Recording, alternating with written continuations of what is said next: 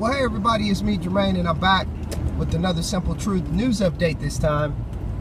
And for the first time in a while, I'm here to speak with you about a real important issue that's going on out there in that world we live today. And I want to give the Simple Truth perspective, Simple Truth take on this incident, this horrific incident that happened with the young man Michael Brown in Ferguson, Missouri, I think it was. And I wanted to wait and kind of let the groundswell of everybody, offering their opinions, which were very valid opinions and very insightful opinions. But before I brought the Simple Truth perspective to this situation, I kind of wanted to get a lay of the land, so to speak, and I wanted to kind of hear what was going on. And what really prompted me to want to say something to my Simple Truth audience was I was at work yesterday, or it was the other day. Yeah, it was the other day, sorry. And they were offering their opinions about the Michael Brown situation. And one of the radio hosts was going back and forth with a Twitter follower of his, and I guess a person that was a friend of the radio show.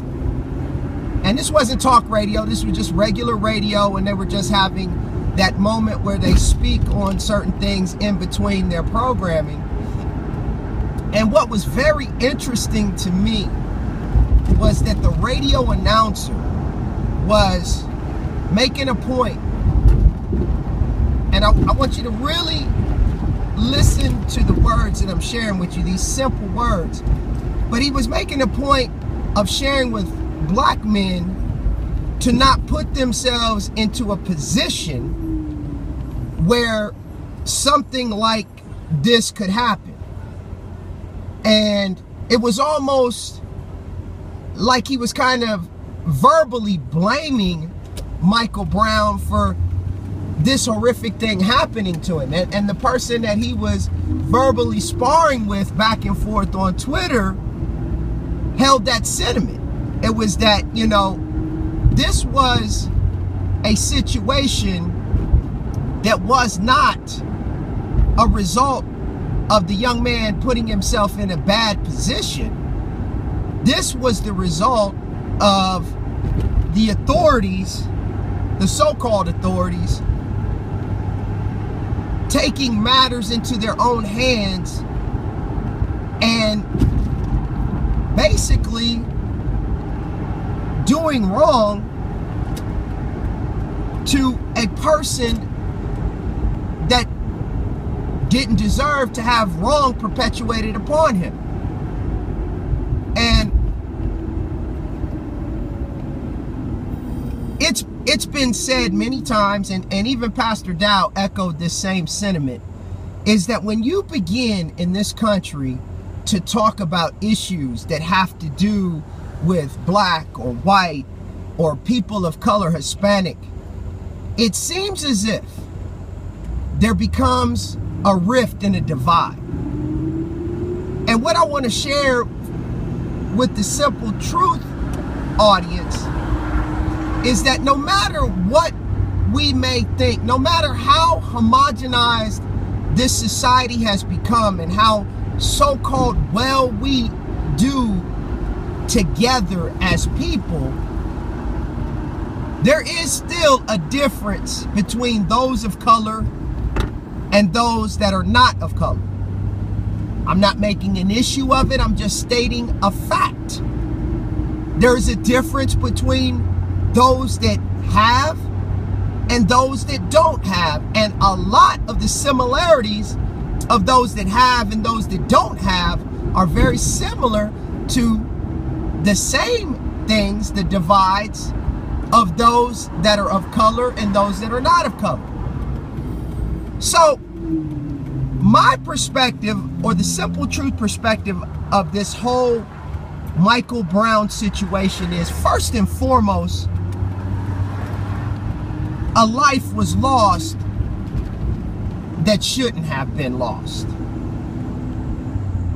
We don't know all of the details because there are, the authorities are saying one thing and eyewitnesses are saying something totally different.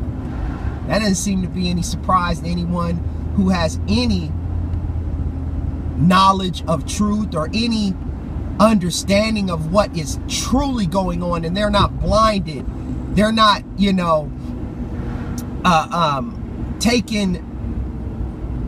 don't take everything at face value. If you take everything at face value, then you believe everything that's told to you.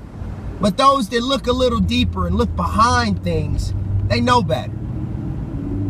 And it just comes down to, I don't advocate that because of this incident and because authorities all across the country, but especially in that area in Ferguson, Missouri, are paying very, very close attention to black men, mainly black men. I don't agree with the fact that we should take a passive stance. I don't agree that we should take an overly aggressive stance. But we should take a stance that we should be able to preserve ourselves and our families, that this kind of thing that happened with Michael Brown should not be accepted. It should not be forgotten. And it definitely should not be allowed to continue. It is very important to understand that this wicked world, now I'm talking to those who are believers, this wicked world is just that. It's wicked, and it's wicked to the core. And many of us who read the Bible, who are blessed enough to have a Jeremiah 3:15 pastor, and who want to be holy, which is set apart, we are making moves first here in the mind. We must first renew our mind of separating and coming out of this system in this world. And we are doing what is necessary to prepare ourselves to be ready to live around and amongst those that are of like precious faith and have the same mindset.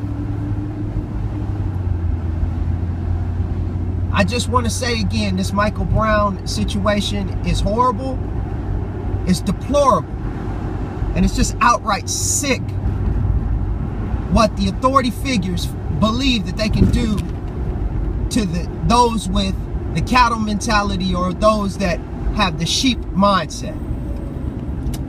This has been the simple truth.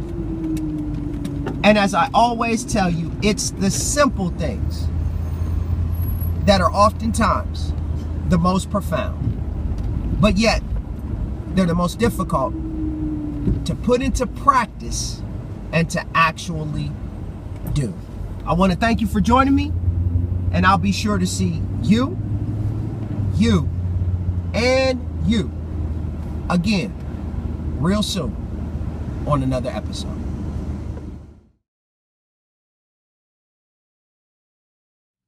So I'm driving down the street with my 4-year-old nephew. He knocking back a juice box, me a Snapple. Today, y'all, we are doing manly shit. I love watching the way his mind works. He asks a million questions. Uncle, why is the sky blue? Uncle, how do cars go? Uncle, why don't dogs talk? Uncle, uncle, uncle. He asks uncle, uncle, uncle. He asks uncle, uncle, uncle, as if his voice box is a warped record. I try my best to answer every question I do. I say it's because the way the sun lights up the outer space is because engines make the wheels go. It's because their minds aren't quite like ours. I say yes, no, no, yes, no, yes, no. I don't know. Who knows? Maybe we laugh. He smiles, looks out the window, spots a cop car, drops his seat and says, "Oh man, Uncle, 5-0, we gotta hide." I'll be honest. I'm not happy with the way we raise our black boys. Don't like the fact that he learned to hide from the cops well before he knew how to read. Angrier that his survival depends more on his ability to deal with authorities than it does his own literacy. Get up, I yell at him. In this car, in this family, we are not afraid of the law. I wonder if he can hear the uncertainty in my voice. Is today the day he learns that Uncle is willing to lie to him? That I'm more human than I am hero. We both know the truth is far more complex than do not hide. Both know too many black boys who disappeared, names lost, know too many Trayvon Martins, Oscar Grants, and Abner Louimas, know too many Sean Bells and Amadou Diallos, know too well that we are the hard-boiled sons of Emmett Till. Still, we both know it's not about whether or not the shooter is racist. It's about how poor black boys are treated as problems well before we're treated as people. Black boys in this country cannot afford to play cops and robbers if we're always considered the latter. Don't have the luxuries of playing war if we're already in one. Where I'm from, seeing cop cars drive down the street feels a lot like low-flying planes in New York City. Where I'm from, routine traffic stops are more like minefields. Any wrong move could very well mean your life. And how do I look my nephew in his apple face and tell him to be strong when we both know black boys who are murdered every day simply for standing up for themselves? I take him by the hand, I say be strong. I tell him, I say be smart.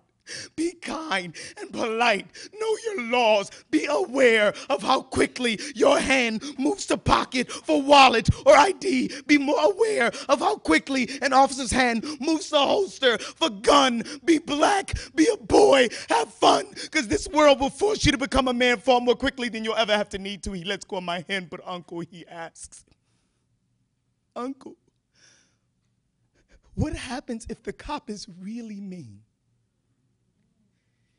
And it scares me to know that he, like so many other black boys, is getting ready for a war I can't prepare him for.